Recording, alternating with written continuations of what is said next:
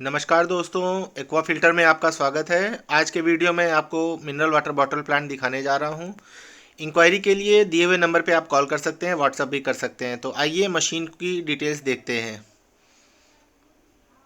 ये देख सकते हैं आप वाटर बॉटल फिलिंग मशीन। एक आदमी जो है वाटर बॉटल्स मशीन में लगा रहा है और दूसरी साइड आप देख सकते हैं मशीन से बॉटल बन के निकल रही है।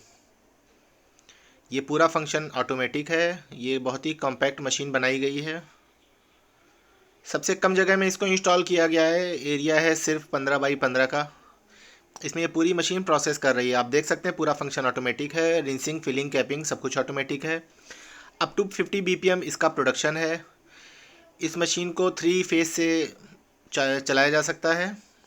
आप इसका प्रोडक्शन देख सकते हैं, बहुत ही स्मूथ हो रहा है। ये मेरी बॉटल बन के कंप्लीट निकल रही हैं।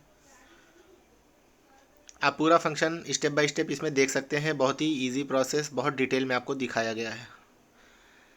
ये देखिए मेरा प्रोडक्शन कंप्लीट हो गया है। ये यूवी रेस के द्वारा देखा जाता है कि इसमें कहीं गंदगी तो नहीं है। ये इसका यूवी लाइट है।